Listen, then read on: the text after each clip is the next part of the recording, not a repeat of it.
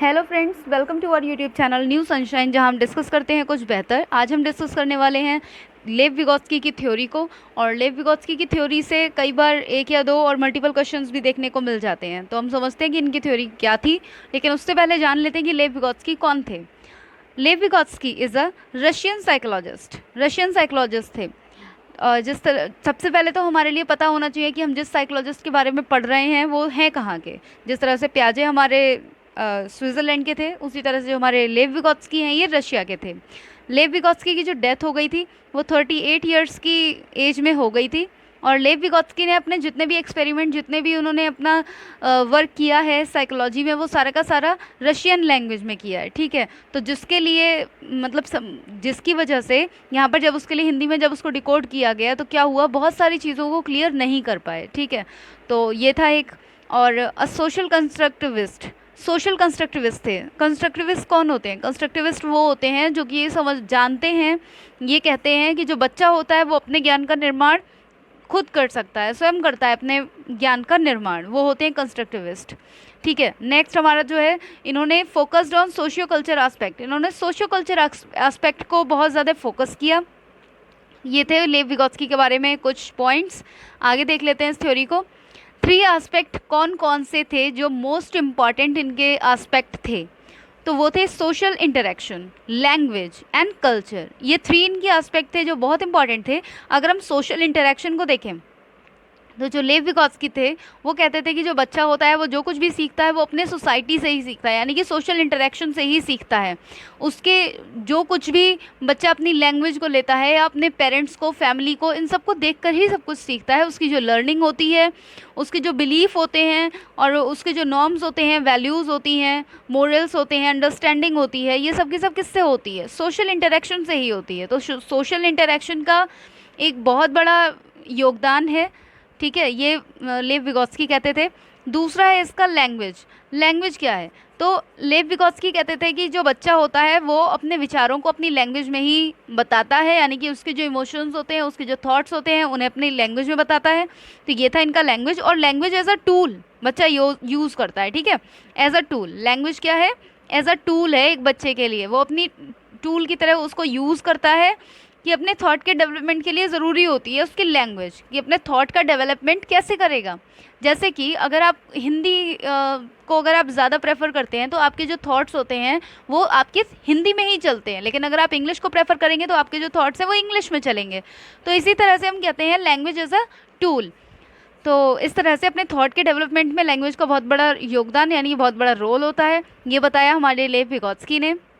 And last है culture. तो culture के बारे में अगर बात करें तो अपने अपने कल्चर से हर बच्चा सीखता है और कल्चर का बहुत बड़ा योगदान होता है। और कल्चर किससे आता है? कल्चर आता है सोशल इंटरेक्शन से, क्योंकि जो सोसाइटी है, जो सोशल इन्वायरमेंट है उसकी चारों तरफ, उससे ही उसको क्या मिलेगा? कल्चर मिलेगा। आगे देख लेते हैं सम अदर इम्पॉर्टेंट टर्म्स जो हैं वो हैं, ये बहुत ही ज़्यादा इंपॉर्टेंट है। वो जो हमने 3 एस्पेक्ट पढ़े थे वो तो हमको इस थ्योरी को समझने के लिए, यानी कि ये जो 3 एस्पेक्ट थे ये इस थ्योरी को समझने के लिए बहुत ज़्यादा इंपॉर्टेंट है। लेकिन जो मेन की पॉइंट्स हैं वो कुछ ये हैं, इन्हें भी समझ लेते हैं अब हम। फर्स्ट है हमारा zone of proximal development. Zone of proximal development यानी कि बच्चे के जो सीखने का दायरा होता है, आप ये समझ लीजिए कि बच्चा किस लेवल तक, किस दायरे तक बच्चा सीख सकता है, वो है zone of proximal development. Scaffolding क्या है? More knowledgeable others. ये 3 पॉइंट्स हैं बहुत ज़्यादा इंपॉर्टेंट। आपने इसकी जो थ्योरी पढ़ी होगी कई जगह पर, वो कुछ इस तरह से पढ़ी होगी, इस तरह से सर्कल बना हुआ रहता है। ये होता है कि बच्चा यहाँ पर खुद ही वर्क कर सकता है। ठीक है, वो खुद ही सेल्फ वर्क कर सकता है। और ये है ZPD, जहाँ पर उसको वर्क करने के लिए किसी हेल्प की ज़रूरत होती है। और ये वो एरिया होता है जो आउट ऑफ रीच होता है बच्चे के, मतलब यहाँ तक बच्चा नहीं पहुँच सकता। इसको हम आगे समझ लेते हैं। ठीक है, ये है पूरा जोन ऑफ प्रॉक्सिमल डेवलपमेंट क्या है। तो ये है हमारा छोटा वाला जो सर्कल है, current understanding can work unassisted, यानी कि बिना किसी के हेल्प के वो खुद ही वर्क कर सकता है बच्चा। ठीक है, और ये वाला है zone of proximal development learns through scaffolding. Scaffolding के थ्रू सीखता है, ये जोन ऑफ प्रॉक्सिमल डेवलपमेंट है। और ये है आउट ऑफ रीच, यहाँ पर बच्चा नहीं पहुँचेगा। अब हम आपको इसको एग्जाम्पल के थ्रू समझाएंगे तो आप बहुत ईजिली समझ पाएंगे इसके लिए। जैसे कि एक बच्चा होता है, अगर हम उसके लिए एक 4 पहिए वाली जो साइकिल आती है, ठीक है, जिसमें 2 पहिए लगे होते हैं और 2 हेल्पर वाले व्हील लगे होते हैं, साइड में 2 हेल्पिंग व्हील लगे होते हैं, अगर हम वो वाली साइकिल अगर बच्चे को चलाने को देंगे तो वो हमारा इस स्टेज में आएगा, ठीक है, इस पार्ट में आएगा, क्योंकि वो खुद ही चलाना सीख सकता है, क्योंकि उसे पता है कि हाँ मैं गिरूंगा नहीं, दोनों साइड हेल्पिंग व्हील लगे हुए हैं। बट अगर बच्चा इस वाले फील्ड में आता है, इस वाले एरिया में अगर हम देखें, तो बच्चा 2 पहिए वाली साइकिल चला रहा है, यानी कि 2 व्हील्स साइकिल को चला रहा है, वो उसके लिए थोड़ी हेल्प की ज़रूरत होगी, यानी कि उसके पेरेंट्स हैं वो उसकी हेल्प करते हैं, कैसे करते हैं उसको थोड़ा सा बताते हैं, इनको टुकड़ों में भी बता सकते हैं वो, ठीक है, जो है तो मतलब कि ये हैंडल है, इसको आपको इस तरह से पकड़ना है। तो ये हमारा क्या होता है, जोन ऑफ प्रॉक्सिमल डेवलपमेंट। और इसी के लिए बच्चा, और जो हम हेल्प करते हैं वो होती है स्कैफोल्डिंग। स्कैफोल्डिंग क्या होती है, जो हेल्प करते हैं, तो ये क्या होती है, इसको स्कैफोल्डिंग को मचान भी बोलते हैं, सीढ़ी भी बोलते हैं और हेल्प भी बोलते हैं। ये है हमारा स्कैफोल्डिंग। और जोन ऑफ प्रॉक्सिमल डेवलपमेंट कि बच्चे का एक संभावित क्षेत्र बच्चे का जहाँ तक बच्चा सीख सकता है वो होता है, ठीक है। अब अगर हम आउट ऑफ रीच की बात अगर करें, अब अगर हम उस एज के बच्चे को अगर ये कह दें कि नहीं आपके लिए बाइक चलानी है, तो क्या वो सीख पाएगा, नहीं चला सकता, तो वो उसके आउट ऑफ रीच हो जाएगी। आई होप समझ में आ रहा होगा, लेकिन अगर फिर भी कोई प्रॉब्लम है तो आप कमेंट बॉक्स में कमेंट कर सकते हैं।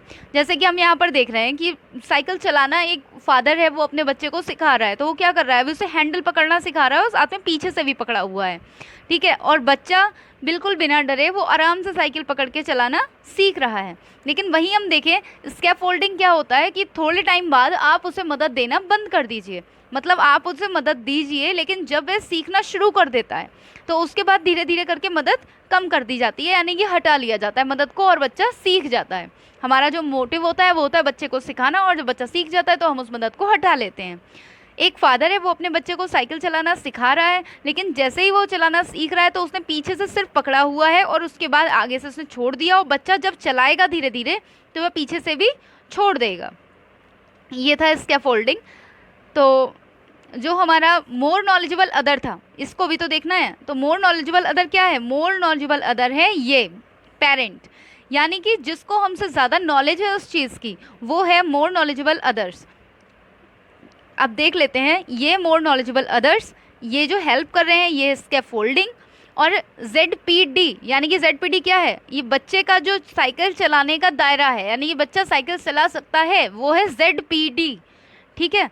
समझ आ रही है ना चीज़। अगर कोई भी कन्फ्यूजन कोई भी डाउट है तो कमेंट बॉक्स में कमेंट करके प्लीज़ ज़रूर पूछिएगा, ठीक है। आगे हम देख लेते हैं कुछ इंपॉर्टेंट टर्म्स के लिए। प्याजे ने कुछ इंपॉर्टेंट टर्म्स भी बताए थे जो कुछ इस तरह से हैं। फर्स्ट है इनका collaborative project, collaborative learning, peer tutoring, assistive learning and reciprocal teaching. ये थे कुछ कॉन्सेप्ट, कुछ टर्म्स, ये देख लेते हैं। ये सारे के सारे विगोत्स्की की थ्योरी से रिलेटेड हैं। ये टर्म्स भी कई बार इन टर्म्स से भी क्वेश्चन पूछ लिया जाता है, तो हमें ये पता होने चाहिए ये है क्या।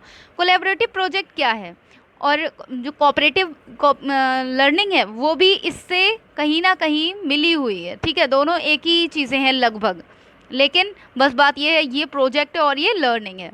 तो जब बच्चे एक साथ मिलकर सीखते हैं, यानी कि मल्टीपल स्टूडेंट हैं, बहुत सारे स्टूडेंट हैं और एक साथ अगर करके कोई काम को सीख रहे हैं, कोलैबोरेटिव यानी कोलैबोरेट यानी कि एक साथ काम को करना, तो वो क्या है, वो है एक साथ काम करते हुए किसी काम को सीखना, तो वो हमारा आता है कोलैबोरेटिव प्रोजेक्ट और कोऑपरेटिव लर्निंग के अंदर। अगर हम बात करें पीयर ट्यूटोरिंग, तो पीयर ट्यूटोरिंग क्या है, बच्चा यहाँ पर अपने पीयर से सीख रहा है। पीयर मतलब क्या होता है, उसका फ्रेंड यानी कि उसके साथ पढ़ने वाला, तो वो है पीयर। तो पीयर्स के साथ जब बच्चा सीख रहा है, जब कुछ भी अपना आगे कुछ करना अच्छा चाह रहा है, लेकिन किसके साथ, पीयर के साथ, तो वो क्या हुआ, पीयर ट्यूटोरिंग। ये हो गया पीयर ट्यूटोरिंग कि मतलब बच्चा जो है वो साथ में सीख रहा है अपने पीयर के साथ, ठीक है, पीयर के साथ बच्चा सीख रहा है, और यहाँ पर अपने बड़े से नहीं सीख रहा है, वो एक फ्रेंड दूसरे फ्रेंड से ही सीख रहा है, तो वो क्या हुआ, पीयर ट्यूटोरिंग। अब यहाँ पर क्या है, 2 बच्चे सीख रहे हैं, वो है पीयर ट्यूटोरिंग, एक बच्चा दूसरे बच्चे से सीख रहा है। और अगर हम बात करें कोलैबोरेटिव प्रोजेक्ट की और कोऑपरेटिव लर्निंग की, ये क्या है, तो यहाँ पर है मल्टीपल स्टूडेंट, ठीक है, ये डिफरेंस है। यहाँ पर है मल्टीपल स्टूडेंट्स, मल्टीपल फ्रेंड्स आपस में सीख रहे हैं। असिस्टिव लर्निंग, असिस्टिव लर्निंग मतलब यहाँ पर बच्चे को हेल्प की ज़रूरत होगी कुछ भी सीखने के लिए, अपने से बड़े से बच्चा सीख रहा है, वो है असिस्टिव लर्निंग। अब हम बात करते हैं रेसिप्रोकल टीचिंग की। रेसिप्रोकल टीचिंग क्या है, तो हम ये देख लेते हैं रेसिप्रोकल टीचिंग। रेसिप्रोकल टीचिंग के 4 पार्ट्स में डिवाइड किया गया है रेसिप्रोकल टीचिंग के लिए। Predict, clarify, question and summarise. तो फ्रेंड्स ये था हमारा आज का टॉपिक लेव विगोत्स्की का। हमने आज इसमें क्या क्या सीखा एक बार उसको देख लेते हैं। हमने देख लिया कि लेव विगोत्स्की कौन थे, उनके जितने भी मतलब जो भी उनके बारे में था वो हमने देखा। रशियन साइकोलॉजिस्ट थे, सोशल कंस्ट्रक्टिविस्ट थे, focused on socio culture aspect, इसलिए इनकी थ्योरी को क्या कहा जाता है, Lev Vygotsky socio culture theory, socio cultural theory. इनकी जो थ्योरी है कई बार आ जाती है कि इनकी थ्योरी का नेम क्या है, तो हिंदी में बोलते हैं सामाजिक सांस्कृतिक सिद्धांत। ठीक है, आगे देख लेते हैं। हमने 3 एस्पेक्ट को हमने डिस्कस किया है, social interaction, language and culture. उसके बाद हमने सम अदर टर्म्स को हमने देखा था, वो है ZPD यानी कि zone of proximal development, scaffolding, more knowledgeable others. एक बार और आपको इसको समझा देते हैं। जोन ऑफ प्रॉक्सिमल डेवलपमेंट की बच्चा कहाँ तक सीख सकता है, बच्चे के सीखने का दायरा क्या है, और स्कैफोल्डिंग जो मदद दी जाती है बच्चे को, बच्चा कोई काम नहीं कर पा रहा है और आप उसको मदद के थ्रू बच्चे से करा सकते हैं, तो वो हुआ स्कैफोल्डिंग। मोर नॉलेजेबल अदर, यहाँ पर ज़रूरत आती है, यहाँ पर एक जो बात आती है उस मदद करने वाले की जो कि स्कैफोल्डिंग में मदद कर रहा है, वो है मोर नॉलेजेबल अदर, यानी कि वो हमसे ज़्यादा जानता है तभी वो हमारी हेल्प कर रहा है। ये हमने पूरा का पूरा डायग्राम देखा, ये हमने कुछ पिक्चर्स के थ्रू हमने समझा स्कैफोल्डिंग, ZPD और MKO यानी कि मोर नॉलेजेबल अदर्स को। और सम टर्म्स जो थी हमने डिस्कस किए हैं, collaborative project, cooperative learning, peer tutoring, assistive learning, reciprocal teaching. Reciprocal teaching के लिए कुछ इस तरह से समझाया हुआ है, आप इसको देख लीजिए। और उसके बाद हमारा जो है यहीं पर लेव विगोत्स्की के जो सिद्धांत था, जो थ्योरी थी, वो ख़त्म होती है। अगर इसमें कोई प्रॉब्लम, कोई डिस्कस करने वाली कोई बात अगर अभी भी रह गई हो तो आप बताइएगा, उसको ज़रूर डिस्कस किया जाएगा। अपनी इस थ्योरी को यहीं पर ख़त्म करते हैं। चलिए ठीक है, आज के लिए इतना ही। Thank you for watching my video.